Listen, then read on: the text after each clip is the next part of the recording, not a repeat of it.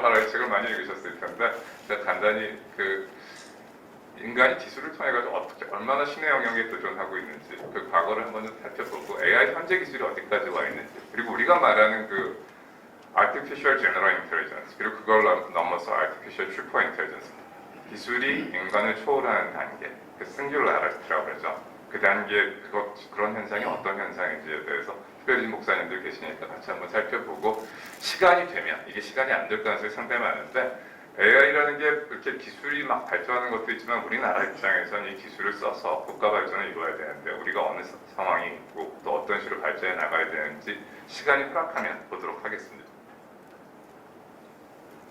자, 이 그림은 다 아실 겁니다. 여기 전부 다 이제 바티칸에 가보셨고 성 베드로 성당에 가셔서 그 시스틴 채플에 들어가시면 천장에 있는 미켈란젤로의 아담의 창조입니다. 이 하나님하고 아담이 이렇게 손을 대고 있는 이 그림이죠. 인간과 신의 그 교류를 갖다 설명하려고 했다고 합니다. 미켈란젤로가 그랬을 때. 요즘 AI 이렇게 나오는 건 이런 그림 많이 보셨죠.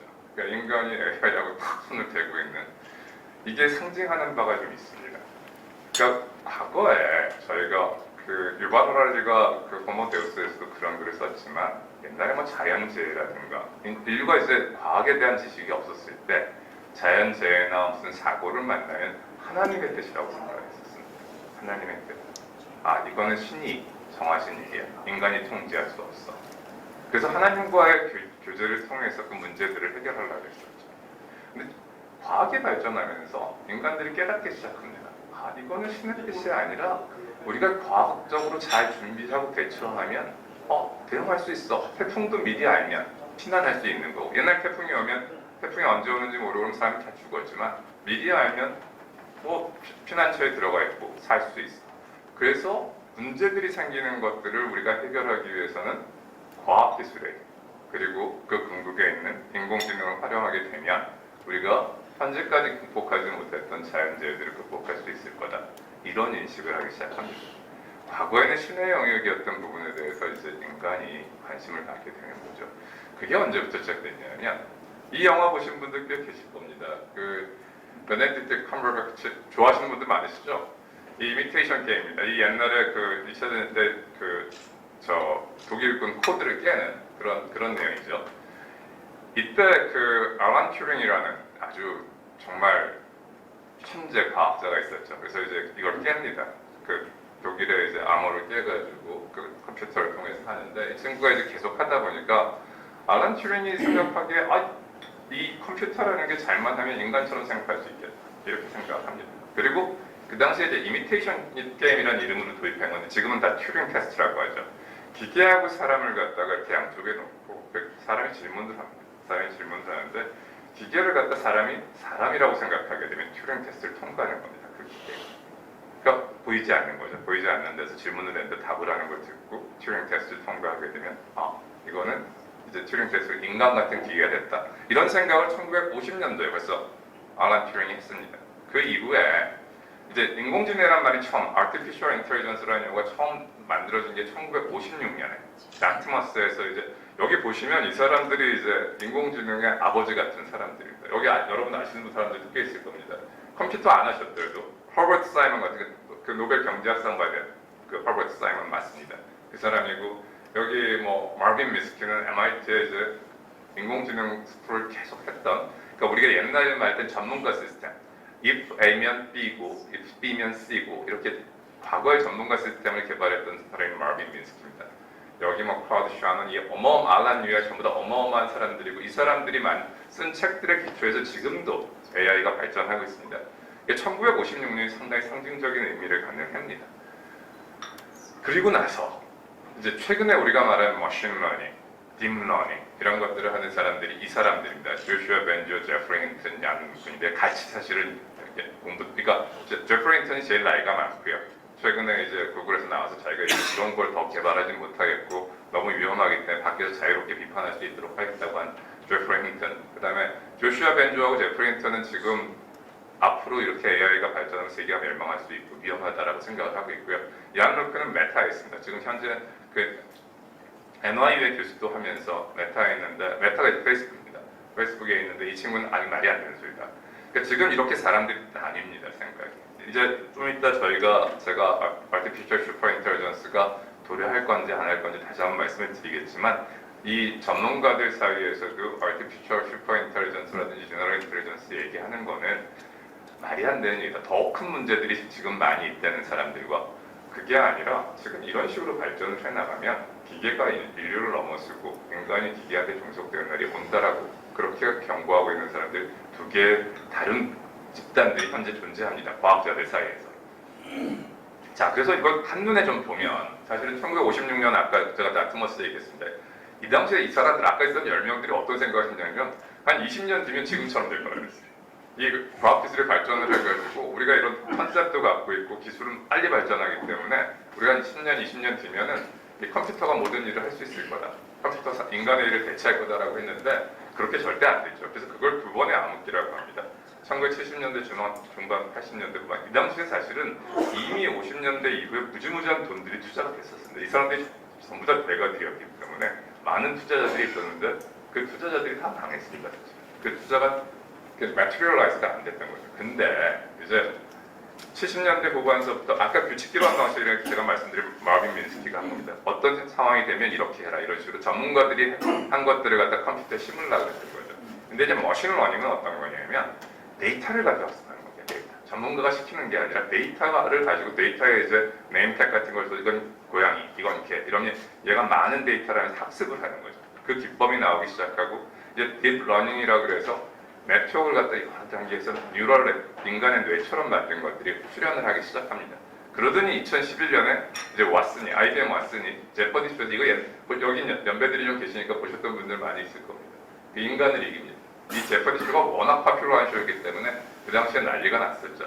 그리고 나서 막 큰일이 날 줄 알았습니다. 그리고 또 왓슨이라는 그 의료기기 컴퓨터를 갖다가 IBM 만들어서 세상을 바꿀 거라고 얘기했었죠.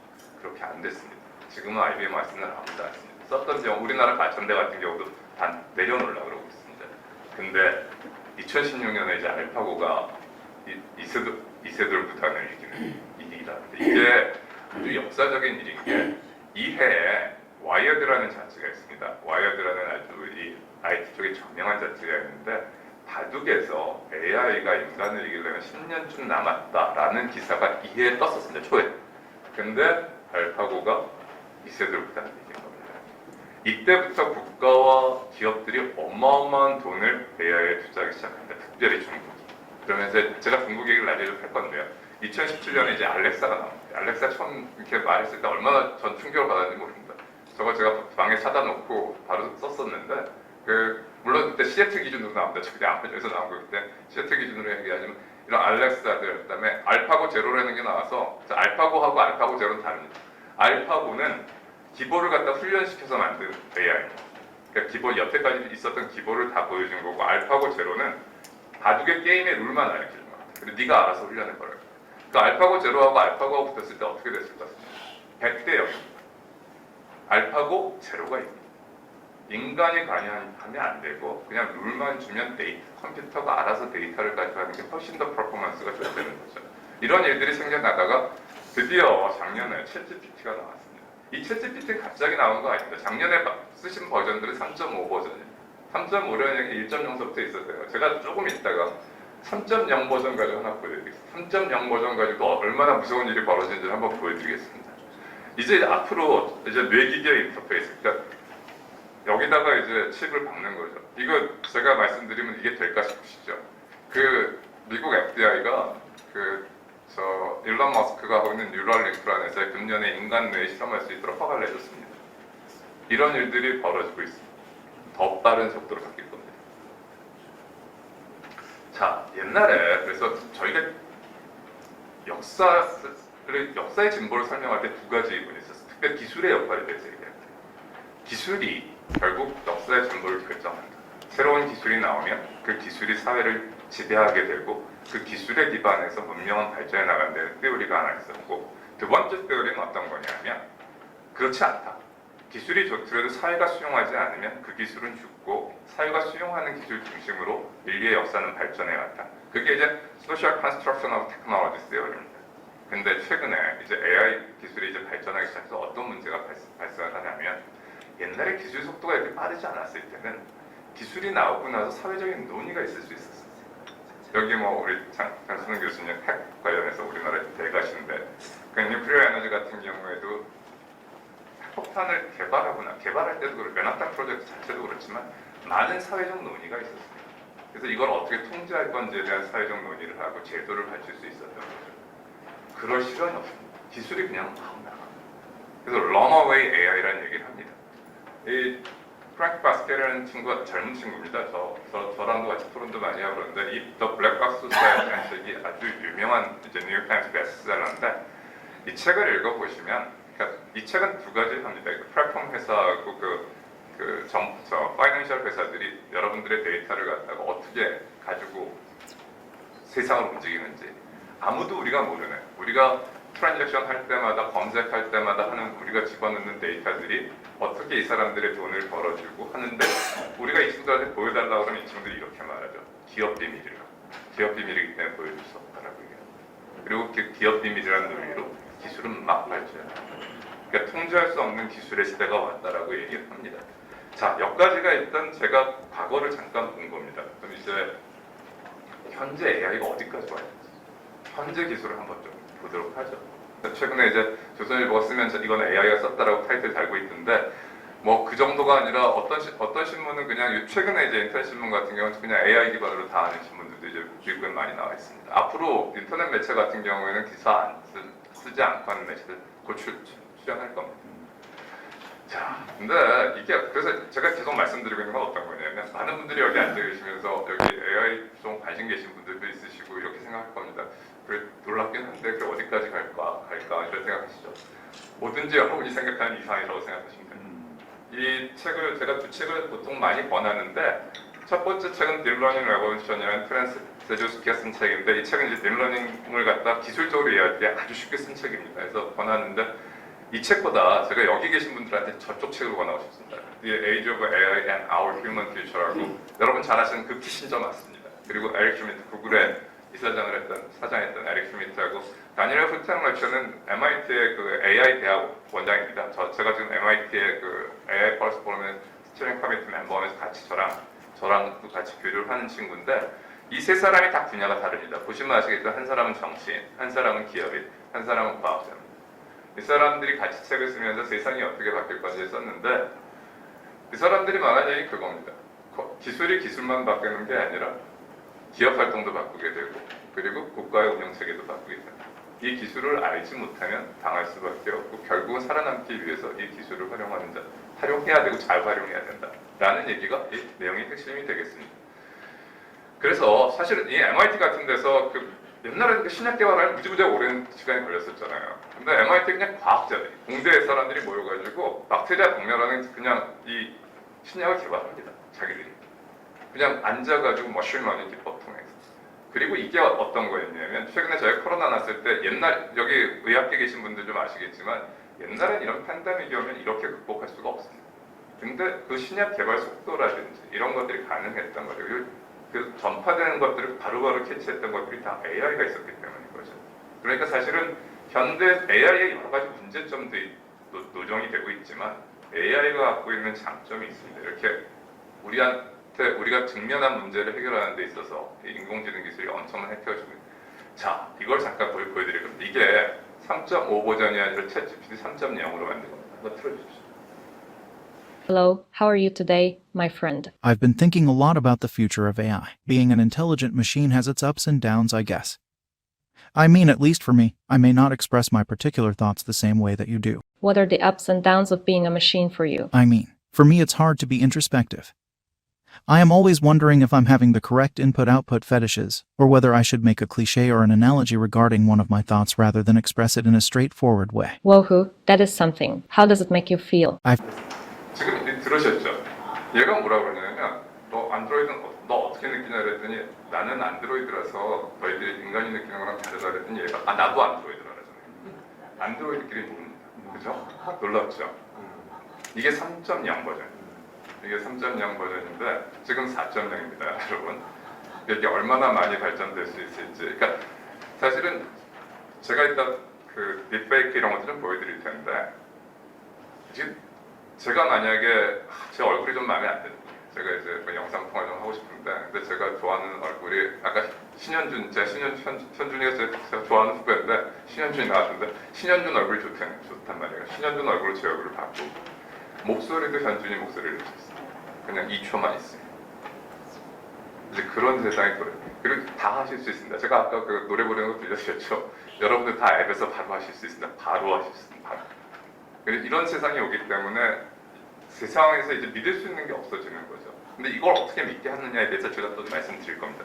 자, 다음으로 넘어가면, 그래서 이게 이제 스탠포드 이 그림을 너무 잘 그렸더라고요. 그러니까 아까 머신러닝, 딥러닝 제가 지금 요즘 여러분들이 쓰시는 그 챗GPT 이게 파운데이션 모델입니다. 그 라지 랭귀지 모델이라는 표현도 쓰고 뭐 여러 가지 트랜스포머 이런 얘기 쓰는데 파운데이션 모델이라고 그러는데요. 그래서 이렇게 발전을 해 나가는 거고요. 그래서 머신러닝은 어떻게 하는지를 이제 풀었던 거고, 딥러닝은 구조입니다. 네트워크 구조가 이렇게 되는 거고, 파운데이션 모델은 펑션, 말을 하든지 그림을 그리든지 이런 펑셔널리티를 하는 거죠. 그리고 이러면서 러닝 알고리즘하고 아키텍처하고 모델이 통합돼 나가는 그런 시대에 저희가 살고 있습니다. 그래서 이게 파운데이션 모델인데요. 보시면 아시겠지만 여러 가지를 할 수 있습니다. 질문하면 안서하는 거, 그러니까 챗GPT 같은 거죠. 그 다음에 심지어 여러분의 컴퓨터 보고 계시면 여러분이 어떤 상태인지 인지합니다. 그래서 이 센티멘트를 갖다 아는 거죠. 그래서 이 사람이 지금 상황에서는 물건을 사라고 권하면 사겠다 안 사겠다 이런 게 되는 겁니다. 그리고 인포메이션 익스트랙션 당연히 하는 거고, 요즘 AGS도 냈지만 이미지 캡션하면 거기 딱 글을 써주는 거죠. 이게 어떤 이미지다 이런 거 다 해주는 거예요. 오브젝트 레코그니션 뭐 보면 어떤 건지 아는 건 뭐 당연히 하는 거고, 그다음에 뭐 여러분 내비게이션 해드리는 거 이런 것들을 합니다. 뭐 유네스코에서 정의를 이렇게 씁니다. Foundation models are AI systems that are characterized by the use of very large machine learning models trained on massive unlabeled data sets using considerable computer resources. 저기서 unlabelled가 중요한 거였어요. 레이블링을 안 합니다. 그러니까 옛날에는 전부 다 이제 이건 고양이, 이건 개 해가지고 넣어서 구분하게 해주죠. 그냥 집어넣습니다. 집어넣으면 얘가 알아서 패턴 레코그니션 하는 겁니다. 그러니까 데이터만 집어넣으면 알아서 하는 겁니다. 그런 기술들이 반영이 되고 있고요. 그래서 여러분들 뭐 지금 저희가 챗GPT 얘기만 하지만 뭐 챗GPT 말고도 바드도 제가 아까 바드 보여드렸고요. 그다음에 그림 그리는 건 이런 건 달리트나 미드저니, 그다음에 이 아도비 파이어플라이가 되게 파워풀합니다. 한번 전 사실 그림 그리시거나 사진 같은 거 가지고 바꾸시기를 원하시면 이거 권하는데요. 여러분 사진 찍었는데 이렇게 제가 이제 만약에 가서 제 사진이라는 게 그렇잖아요. 사진기에 찍을 수 있는 게 있으니까 요 정도 나왔어요. 제가 만약에 설악산 가서 찍었는데 여기까지 나왔는데 이쪽을 좀 늘리고 싶잖아요. 늘리면 카메라는 안 찍혔죠. 근데 설악산에 있는 뷰가 참 놀랍죠. 똑같지 않습니다. 근데 자기가 알아서 그립니다. 심지어 구름도 그립니다. 와. 제가 보고 너무 놀라가지고 이 세상이 어떻게 근데 이게 지금 나와 있습니다. 그러니까 이런 기술들이 있다는 걸 보시고요. 그리고 이제 결국은 이러면 세상이 어떻게 바뀔지 걱정되시죠. 일단 직업에 대한 걱정이 제일 먼저 되실 겁니다. 최근에 이제 골드만삭스 리포트입니다. 미국 노동시장에서는 한 25% 정도가 없어질 거라고 합니다. 그리고 세계에서는 한 3억 개의 조합이 영향을 받을 거라고. 이게 놀라운 게 뭐냐면 제가 옛날에도 AI 관련해서 강의를 하고 또 뭐 OECD에 있으면서 분석도 해보고 그러면 얼마 전까지 이 생성형 AI가 나오기 전까지는 어떻게 얘기했었냐면 조합이 없어진다는 사람들하고 오히려 조합이 늘어날 거라는 사람들하고 반반이 있었어요. 그리고 월드 이코노믹 포럼 같은 데서는 순증할 거다. 그리고 옛날 산업혁명도 마찬가지였지만 기본적으로 새로운 조합이 생긴다는 게 얘기였어요. 근데 이 바드 그리고 챗GPT가 나온다면 달라졌어요. 왜 이렇게 달라지냐면 이런 겁니다. 과거에는 이제 그 인공지능 옛날에 산업혁명서부터 생각을 해보죠. 산업혁명서부터 생각을 해보면 기계가 처음 도입됐을 때는 인간의 물리적 힘을 대체하는 거죠. 농사를 짓는데 이런 것들을 기계가 대신해서 지는 거니까 일이 좀 줄어들었죠. 일이 잡들이 없어졌죠. 하지만 새로운 서비스업이라는 것들이 생겼죠. 그 서비스업을 통해서 오히려 인류는 훨씬 더 잘 살게 됐습니다. 토탈 웰페어를 보게 되냐. 그리고 나서 이제 컴퓨터라이제이션이 되면서 이거 잘못하다 사무직원들이 다 없어지는 거 아니야 이렇게 생각했는데 그 컴퓨터라이제이션이 되면서 또 새로운 일들이 많이 생겨났습니다. 분석도 하고 뭐 이러면서 또 일들이 늘어났죠. AI가 오고 나서도 사실 뭐 처음에 걱정들을 많이 했지만 AI가 창의적인 일을 못하는구나 이렇게 됐던 거죠. 근데 지금 어떻게 됐습니까? 이제 여기 보시면 이쪽에 왼쪽 서부터 많이 없어지는 겁니다. 그러니까 Office and Administrative Support, Legal 여기 있죠. 박지원 계신데 그다음 Architecture and Engineering, Life, Physical and Social Science 이거 다 아주 고급스럽고 AI가 대체하지 못할 거라고 생각했던 거잖아요. 이게 없어지는 거예요. 오히려 저 끝으로 가면 이제 노동하고 이런 건 살아남는 정도 있어요. 그러니까 옛날에 기계가 커거나 사람이 인지를 통해서 하고 감성을 통해서 하는 건 못할 거라고 생각했던 거예요. 그래서 그 마켓은 살아남을 거라고 생각했는데 이제 그 마켓이 공격받는 그런 시대에 저희가 살고 있습니다. 그리고 이게 쫙만 없어지는 게 문제가 아닌 거예요.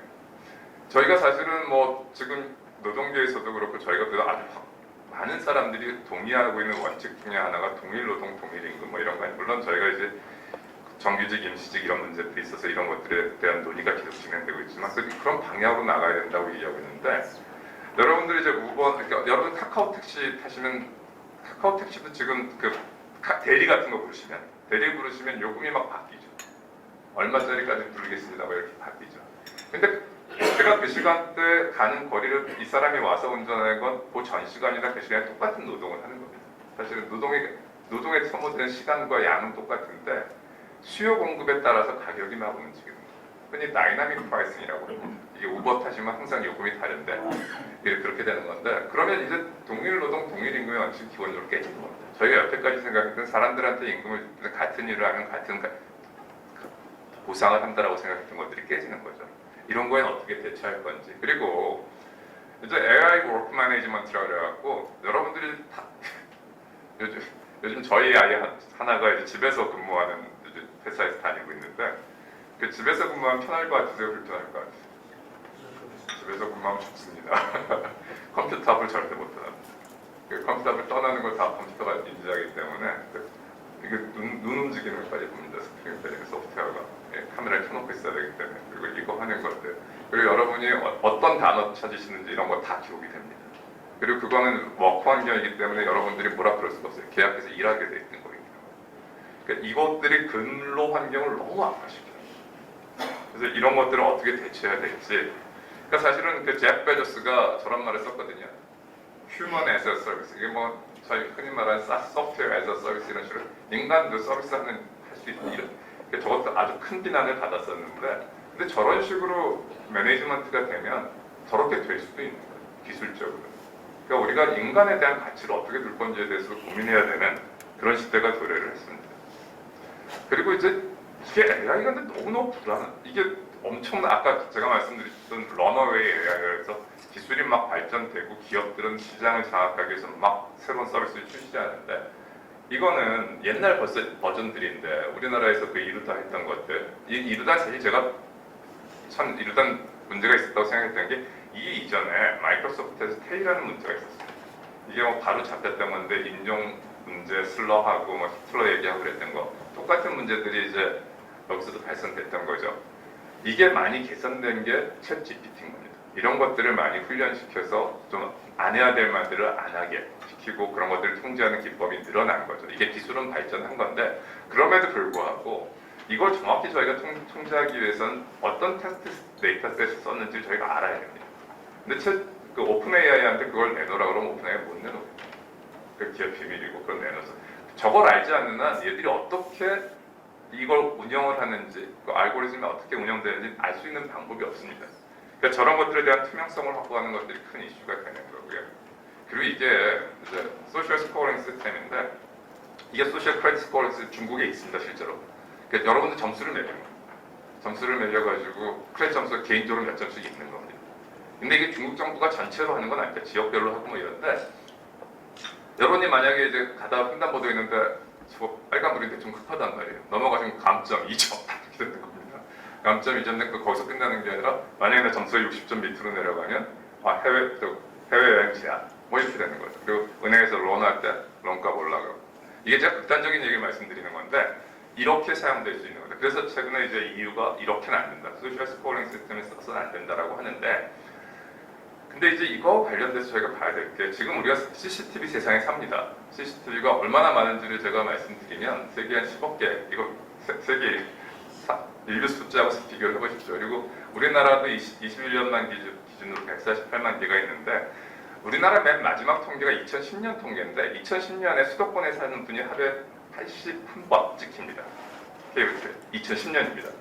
지금 2023년입니다. 그 이후에 통계가 한 번도 안 나왔는데 제가 생각하기에 한 10배쯤 늘지 않았을까 싶습니다. 10배까지 안 났을 수도 있는데 그냥 랜덤리 생각해보면 그냥 케이블 TV 늘어난 숫자 이런 것들을 보고 또 경찰에서 최근 어레스트 바게이지 이런 것들을 활용하는 걸 보면 이게 뭐 사회 안전을 위해서 필요하죠.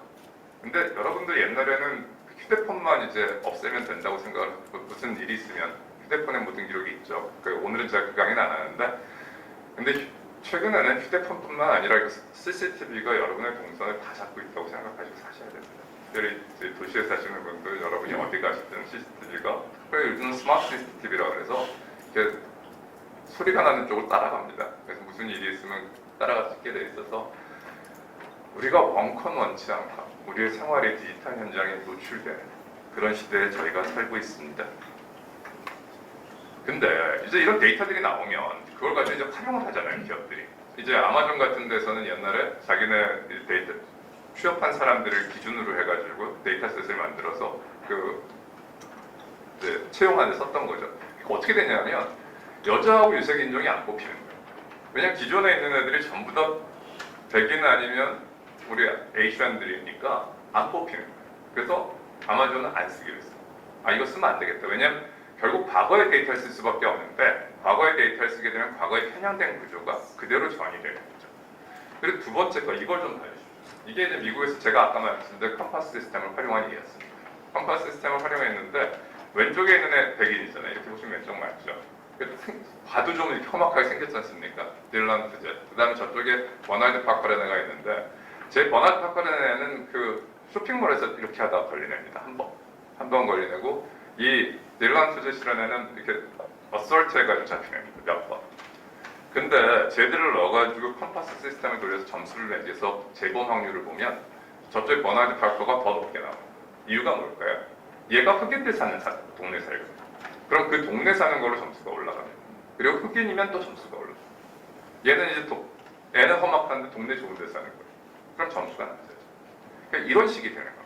그래서 그런 시스템을 쓰는 거에 대해서 저희가 정말 조심해야 되고 최근에 우리가 많이 쓰고 있는 챗GPT 관련해서 저희가 프롬프트를 주지 않습니까? 뭐에 대해서 물어봐, 뭐에 대해서 설명해줘 이렇게 했을 때 유대인에 대해서는 뭐 유대인이 돈 관심 많은 거 다 아는데 5%만 이제 유대인하고 돈을 연계해서 나옵니다. 근데 무슬람에 대해서 물어보면 23%가 테러리스트 관련된 답들이 나옵니다.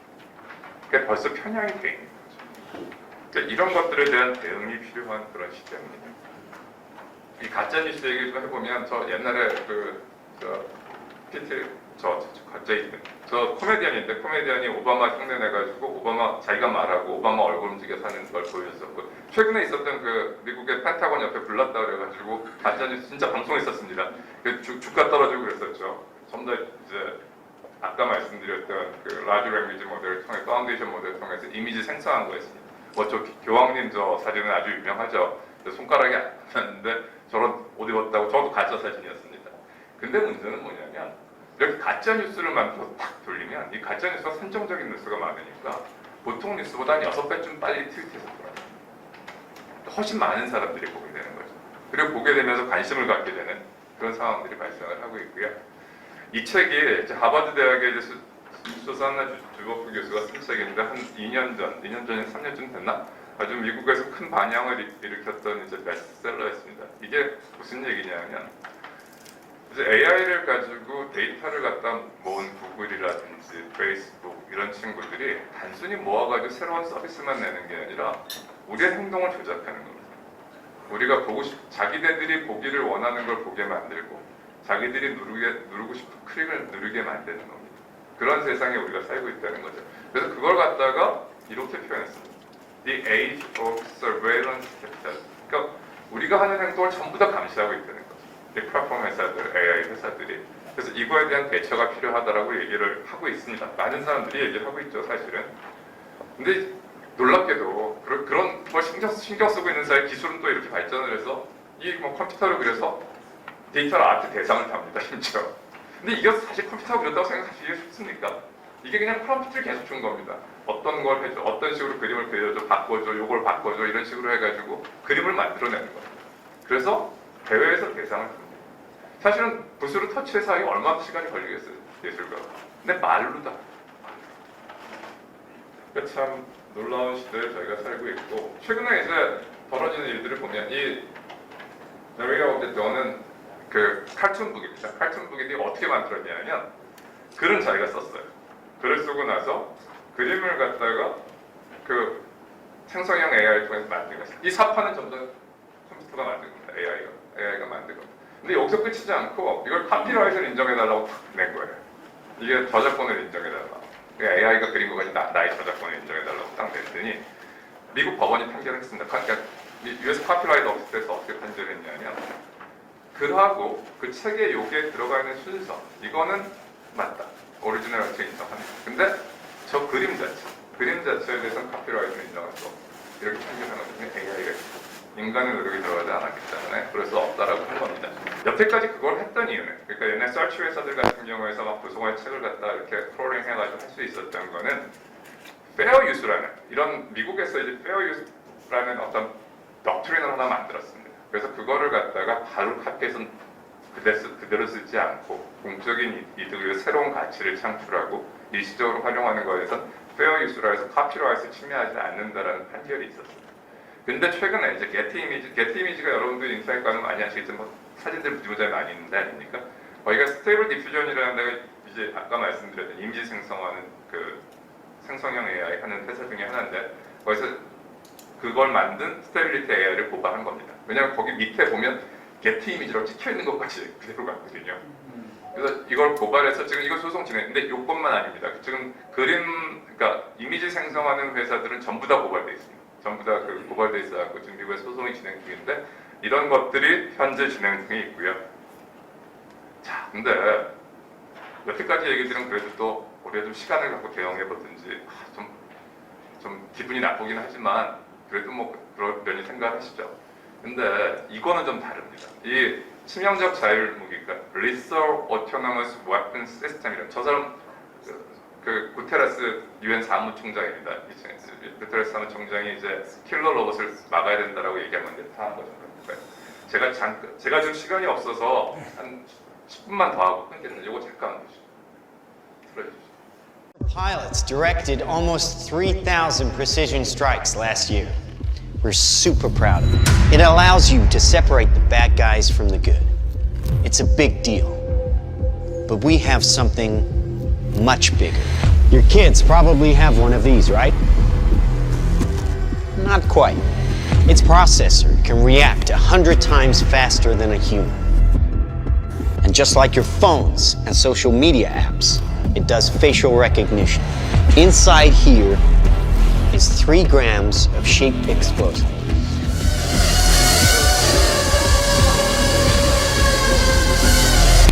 자, 이게 그냥 공상과학 영화 같으세요? 이게 스튜어트 러셀이라는 미국에서 제일 많이 팔리는 그 AI 교과서를 쓴 이제 버클리 대학 교수가 있습니다. 스튜어트 러셀 아주 유명한, 그리고 리딩 이제 AI 스칼라 중에 하나인데, 스튜어트 러셀이 사람들한테 현재 있는 AI 기술로 얼마나 AI가 위험하다는 걸 보여주기 위해서 만든 겁니다. 이게 이제 돈 모금까지 해서 만든 건데 이게 진짜 있는 기술 가지고 한 겁니다. 저렇게 얼굴 인식해가지고 그 사람 죽일 수 있고, 아까 말씀드렸지만 스나이퍼가 쏠라고 이게 움직여서 피하는 겁니다. 이게 현재 있는 기술. 그러니까 만약에 어떤 돈을 충분히 갖고 저런 걸 할 수 있는 집단이 저런 걸 활용해가지고 테러를 한다든지 아니면 전쟁이랄 때 전쟁에 활용한다 그러면 어떤 일이 벌어져요? 이제 현대전은 사실은 사람은 별로 중요하지 않습니다. 최근에 이제 뭐 미국에서 나왔던 얘기 중에 그 뭐 F-16 조종사를 갖다가 뭐 AI가 죽였다 뭐 이런 시뮬레이션도 나왔지만 그 시뮬레이션이 뭐 진위에 대해서는 논외로 하고 그거에 대해서 그렇지 않다라고 국방부에서 얘기를 했는데, 그 전에 이제 시뮬레이션 했던 것들, 그러니까 전투기 조종사를 탄 전투기하고 AI가 조종하는 전투기 간의 그 전투, AI가 탄 전투기는 하나도 손상되지 않고 인간이 탄 전투기는 전부 다 죽었습니다. 이게 시뮬레이션 결과입니다. 그래서 앞으로 전쟁은 전부 다 이제 전자오락 잘하는 애들이 할 겁니다. 방 안에서 이렇게 탁 하면서 하고 해주면 사람이 전투기 타면 걔는 죽을 겁니다. 그런 시대에 저희가 살고 있기 때문에 앞으로는 옛날에 전쟁은 사실 잔인하다 그랬지만 사람끼리 했지 않습니까? 앞으로의 전쟁이라는 거는 참 많이 바뀔 거라는 생각이 들고 최근에 이제 뭐 우크라이나하고 러시아 문제도 있는데 미국의 벤처 캐피탈들이 요즘 새로 만든 펀드가 디펜스 펀드입니다. 그러니까 이제는 다른 뭐 의료과학, 뭐 AI 이게 아니라 제일 돈을 많이 모으는 게 디펜스 펀드 돈을 모으는데 세상이 그렇게 바뀌고 있습니다. 자, 제가 시간이 없어서 빨리빨리 몇 가지만 더 말씀을 좀 드리겠습니다. 근데 이래서 이렇게 두면 안 되겠다. 그래서 AI를 갖다 거번할 수 있는 어떤 원칙을 만들자 해서 세계에서 180개 쭉 나와 있고 뭐 유력한 기구들이 뭐 OECD, 유네스코 이런 데들이 있고요. 제가 OECD에 2019년에 이걸 처음 했다 그랬을 때 제가 이제 이걸 의장을 맡아서 했었습니다. 뭐 그 안에 MIT, 하버드, 뭐 구글 전부 다 들어와서 같이 했었고 제가 이걸 만든 거에 대해서 뭐 그때 제가 최열했었는데 의미 있는 일을 했다고 생각하는데 사실 더 중요한 건 이걸 집행하는 건데 집행하는 일은 그렇게 간단치가 않습니다. 그래서 관심 갖고 봐야 될 게 결국 저런 원칙들은 있었지만 법이 아니었거든요. 법이 아니었는데 EU가 지금 법을 만들려고 합니다. EU가 그리고 최근에 브뤼셀 이펙트라 그래가지고 EU가 법을 만들면 그게 세계에 적용돼요. 왜 그러냐면 EU 시민들한테 서비스를 제공하는 건 모두 이 법에 적용을 받습니다. 그게 유럽 기업이건 아니건 간에. 근데 여기서 보면 그 미니멀 리스크는 의무 없습니다. 근데 리미티드 아까 말했던 것들 채법 같은 것들 있잖아요. 그런 것들은 채법이 만들었다고 써야 된다는 겁니다. 이건 반드시 밝혀야 된다. 이건 AI가 만든 거라고 밝혀야 된다는 거고. 그 다음에 컨포머티 어세스먼트 먼저 테스트를 해야 되는데 교육에 활용하거나 여기 뭐 채용할 때 이럴 때는 반드시 어떤 기준을 맞는지를 확보해야 된다는 거고 그 다음에 아까 말했던 소셜 스코어링 시스템이라든지 마스 서비스 반드시 안 된다는 게 법안에 있고요. 이게 6월 14일입니다. 얼마 정말 안 되죠. 따끈따끈한데 그 EU 의회에서 통과를 했는데 EU는 너무 독특해서 통과하고 나면 이제 세계 엔티티가 다시 회의를 시작합니다. 협상을 한다 그러죠. 유로피안 커미션 집행부하고 근데 EU 의회하고 카운슬 오브 유럽은 EU의 28개 국가의 수반으로 되어 있는 겁니다. 이 세 개가 다시 협상을 할 거고 한 4, 5년 걸려야 이게 되지 않을까 싶습니다. 그래서 이 AI에 대해서 이게 재밌는 게 챗GPT 이태리 잠깐 막았었습니다. 다시 풀어줬고요. 그리고 저쪽에 이제 보면 맨 오른쪽 밑에 보면 FTC에 고발, 저 FTC에 고발한 데는 제가 지금 있는 그 카이드비라는 미국의 시민단체입니다. 제가 거기 이사로 있는데 거기서 저희가 FTC에 챗GPT와 오픈AI 고발해서 조사해달라고 했고 이런 논의들이 진행이 되고 있고 그래서 많은 이제 논의들이 현재 진행되고 있습니다. 이거 뭐 시간이 없어서 넘어가도록 하겠습니다. 그래서 중요한 게 이제 글로벌 기구를 만들어야 될 거 아니냐. 그래서 유엔은 유엔에 둬야 된다는 얘기를 하고 있고 최근에 대통령께서 파리에 가셔서 이거에 대한 필요성에 대해서 말씀을 하셨고 G7 국가들이 히로시마에서 모였을 때 이거에 대한 논의가 있었습니다. 자, 싱귤러리티 제가 5분만 이거 하고 마무리하겠습니다. 자, 싱귤러리티라는 게 먼저 어떤 건지 보면 이런 겁니다. 이렇게 보통 우리가 여태까지 아는 거는 이렇게 그러니까 이렇게 발전하는 거죠. 역사라는 것들이. 그러니까 뭐 사실은 익스포넨셜한 것도 로가리즘으로 하면 이렇게 돼버리니까. 근데 그걸 넘어서는 이제 intelligence explosion이라고 그러죠. 지성이 폭발하는 그런 시대가 온다는 거죠. 그렇게 되면 트랜스휴먼하는 그런 시점이 올 거라는 게 싱귤러리티. 그때가 되면 우리가 지금 저희끼리 논의하는 어떤 지혜, 지식의 범위에서 이해하지 못하는 일들이 벌어질 거라는 겁니다. 그래서 이제 어떤 식으로 얘기하냐면 저희가 이제 Artificial Narrow Intelligence가 지금 저희가 쓰는 뭐 Deep Blue라든지 Alexa, Siri 같은 거고 Artificial General Intelligence가 이 공상과학 영화 좋아하시는 분 하얼구청 같은 애입니다. 그 다음에 Artificial Super Intelligence가 되면 미키 같은 애들이 나오는 거예요. 뭐 저희가 통제할 수 없는 그런 것들이 오는 거고 제가 이제 책을 좀 몇 개 권해드릴 텐데 사실 이 책들이 이제 대표적인 그 싱귤러리티에 대해서 쓴 책입니다. 그 레이 컬츄레일이 지금 구글의 그 테크놀로지 디렉터 하는 친구인데 여기 음악 좋아하시는 분은 건반 악기 보시면 컬츄레일이라고 되는 거 그 만든 사람인데 센서사이저 처음으로 개발한 사람이고요. 이제 정말 2045년에 싱귤러리티가 올 거라고 얘기하고 있고 닉 보스트롬의 슈퍼 인텔리전스를 옥스퍼드의 철학 교수입니다. 이 책이 이제 뭐 거의 싱귤러리티의 성전 같은 책입니다. 많은 이제 일론 머스크라든지 이런 애들이 전부 다 저 책을 읽고 나서 세상이 저렇게 바뀔 거다라고 생각하고 있는 거고 제가 뭐 금세기 최고의 천재라고 생각하는 이제 유발 하라리가 쓴 호모데우스가 있습니다. 저는 뭐 사피엔스보다 한 100배 잘 쓴 책이라고 생각하는 사람인데 그 호모데우스에 보면 마지막에 이제 기술이 인간을 어떻게 변화시키는지에 대한 것들이 있는데 뭐 번역본들이 다 있는 걸로 제가 아는데 한번 읽어보시길 권합니다. 목사님들 꼭 한번 읽어보시면 좋을 것 같습니다. 근데 저는 이런 식으로 설명하는데 저 친구도 저렇게 어렵게 설명하는데 우리가 어려서 여기는 다 우주소년 아톰 만화를 보시는 세대라고 생각합니다. 그러니까 옛날에 저희가 우주소년 아톰을 보면 이게 로봇인데 인간을 항상 도와주죠. 그러니까 AI를 잘 활용하면 이런 우주소년 아톰처럼 될 수도 있습니다. 웨스트월드 혹시 보신 분 계십니까? 좀 보시는 것 같은데 안 보셨으면 제가 이걸 정말 이게 시즌 1, 2, 3까지 나는데 시즌 1만 꼭 보시길 권합니다. 이 시즌 1이 HBO의 그 미니시리즈 기록을 다 바꾼 이제 미니시리즈인데요. 이건 어떤 거냐면 웨스트월드라는 데가 우리나라로 치면 놀이동산 같은 데입니다. 서부의 놀이동산을 만들어놨는데 거기 휴머노이드 로봇들이 삽니다. 그 로봇들이 우리처럼 자기가 인간인 줄 알고 삽니다. 그런 인간들이 놀러 가는 겁니다. 돈 내고 놀러 가서 용인 놀이 에버랜드 가서 놀면 사람은 로봇을 죽일 수도 있습니다. 서부라서 죽일 수도 있고 거기 예쁜 여자가 있으면 연애도 하고 여자들은 멋있는 카우보이랑 연애도 합니다. 그런 죽고 나면 이 로봇은 공장으로 보내져서 다시 조립이 돼서 나오면 자기는 그냥 자고 일어난 걸로 합니다. 그래서 이제 또 똑같은 생활을 합니다. 가족도 있습니다. 근데 이거를 반복하다 보니까 깨달은 겁니다. 내가 인간이 아니다. 그러니까 머신 러닝 한 겁니다. 머신 러닝 해가지고 이제 여기서 그 로봇을 만든 박사 닥터 포드로 이제 여러분 좋아하시는 앤서니 홉킨스가 나옵니다. 그 앤서니 홉킨스를 돌로레스라는 여주인공이 죽이는 장면에서 시즌 1이 끝납니다. 상징하는 바가 이겁니다. 인간이 처음에는 이런 것들을 만들어 놓고 통제할 수 있을 거라고 생각을 하지만 어느 시점이 되면 통제가 안 되고 결국은 기술이 인간을 역습한다. 그게 이 내용의 핵심입니다. 그래서 우리가 사실 이제 결국은 유토피아가 될지 디스토피아가 될지 모르고 사람들의 생각이 많이 다릅니다. 어떤 사람은 이게 궁극적으로 이렇게 될 거라고 생각하고 어떤 사람은 절대 안 된다. 그런 기술은 세상에 존재하지 않고 앞으로도 안 존재하지 않을 거다. 이런 얘기들을 하고 있고요. 근데 이게 옵티머스라는 그 테슬라봇이라고도 하죠. 일론 머스크가 이제 만들겠다고 4, 5년 안에 출시시키겠다는 겁니다.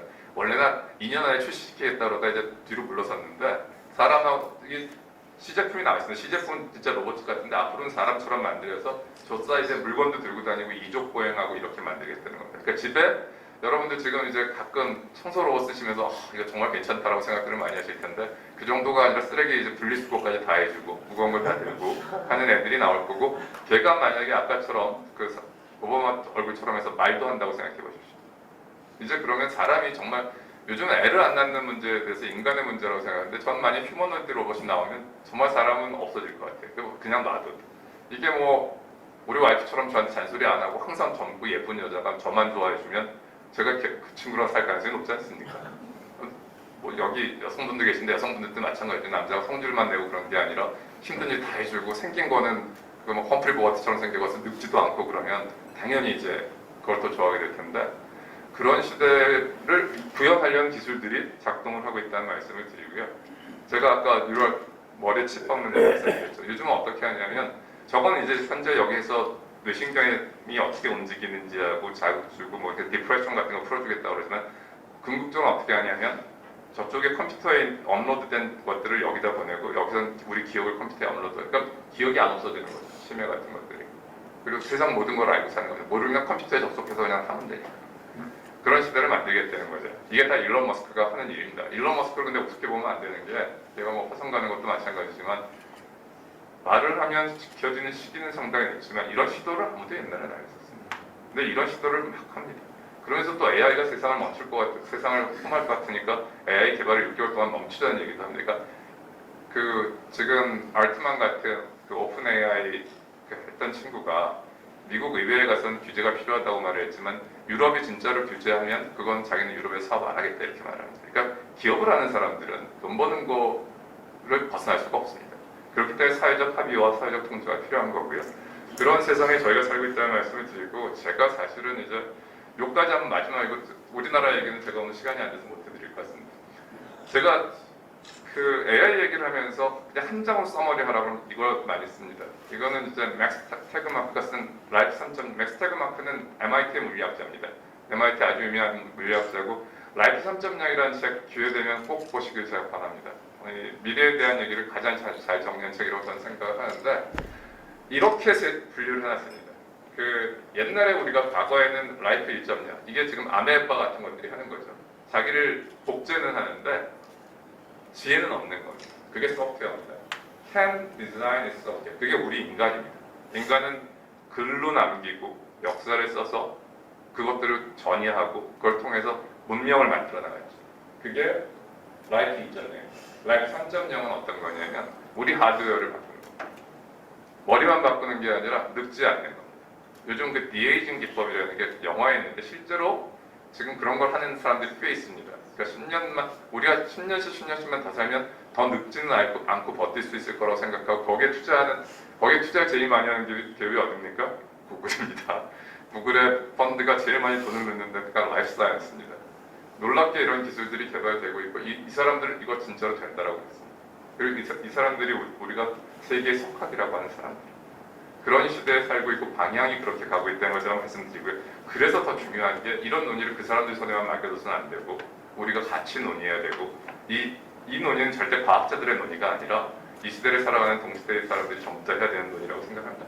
그 다음에 제가 하려고 그랬던 것들이 이제 이런 것들인데 그냥 제가 나중에 기회가 되면 한번 말씀을 드리겠습니다. 우리나라 잘 살아야 되니까요.